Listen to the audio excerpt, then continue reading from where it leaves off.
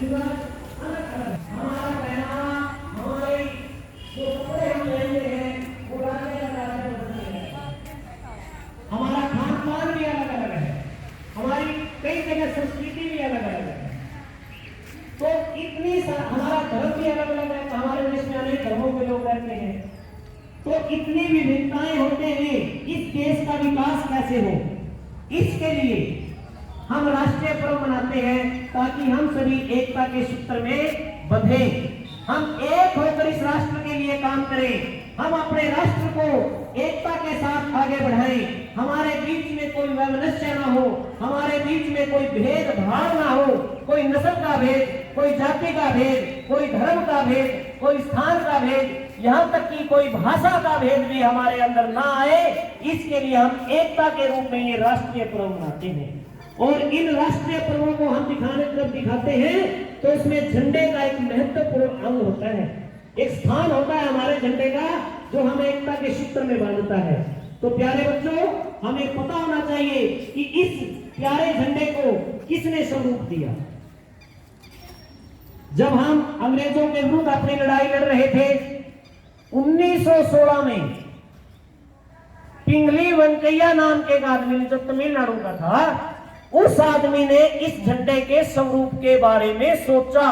1916 में, आजादी से 26 वर्ष पहले इस झंडे के स्वरूप के बारे में जिस व्यक्ति ने सोचा उसका नाम था पिंगली वेंकैया। क्या नाम था? मेरे साथ उच्चारण करो बच्चे, थोड़ा नाम टेढ़ा लगेगा लेकिन आप जब उच्चारण करोगे तो आप इसको सीख जाओगे। बोलो पिंगली वेंकैया। वो पीछे वाले भी बोलो बेटा जोर से, पिंगली वेंकैया। पिंगली वेंकैया ने 1916 में इसके बारे में सोचा और जब 22 जुलाई 1947 को हमें आजादी मिलने से कुछ समय पहले हमने संविधान सभा में इस झंडे को स्वीकार कर लिया। राष्ट्र का झंडा कब स्वीकार किया? 22 जुलाई 1947 को हमने इस झंडे को स्वीकार किया। पता लग गया अपने झंडे का कि अभी झंडे की बनावट कैसी है। आप इसका आकार, जो इस झंडे का आकार 2:3 का है, यानी जो इसकी लंबाई है वो 3 मीटर और चौड़ाई 2 मीटर होगी। 3:2 का इसका आकार रहेगा। फिर इसके रंगों के बारे में देखो, इसके अंदर कितने रंग है बच्चों? जोर से बोलो। 3 रंग। कितने रंग हैं? पीछे वाले बच्चे बहुत जोर से बोलो, जोर से बोलो, कितने रंग हैं? 3 रंग हैं, इसीलिए इसका नाम तिरंगा है। 3 रंगों के कारण इसको क्या कहा जाता है? तिरंगा। अब 3 रंग इसमें वैसे ही नहीं डाले गए हैं, सोच समझ कर डाले गए हैं। पहला रंग कौन सा है इसका?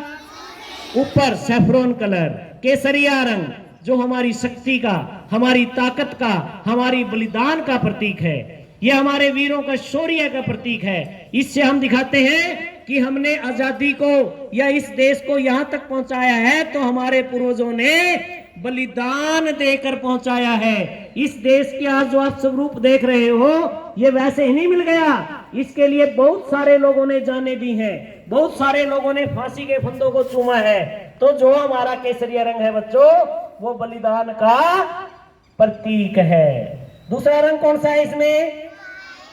बोलो जोर से बोलो बच्चों। व्हाइट रंग, सफेद रंग, जो बीच में पट्टी है सफेद रंग की। सफेद रंग किसके लिए है? शांति का प्रतीक है। हम किसी के ऊपर पहले आक्रमण नहीं करते, हम किसी के साथ लड़ाई नहीं करते, हम भाईचारे को बढ़ावा देते हैं। वसुंधरम कुटुंबकम की नीति पर हम चलते हैं। हम केवल अपने घर को अपना घर नहीं मानते, हम पूरी पृथ्वी को, पूरे संसार को, सभी को अपना घर मानते हैं। हम कोई अलग नहीं है। अमेरिका, जर्मनी, फ्रांस, स्पेन, पुर्तगाल, मिस्र, जितने भी देश हैं, जितने भी कॉन्टिनेंटल देश हैं, जितने भी हैं, वो सभी हमारे घर के हैं, वो सभी हमारे भाईचारे में हैं। हम सबके साथ शांति से रहना चाहते हैं। तो सफेद रंग किसका प्रतीक है? शांति का। किसका प्रतीक है? अब आ जाओ तीसरे रंग पे। तीसरा रंग कौन सा है बच्चों? ग्रीन कलर, हरा रंग। हरा रंग आप देख रहे हो यहां पर किस चीज का हरा रंग है ज्यादा?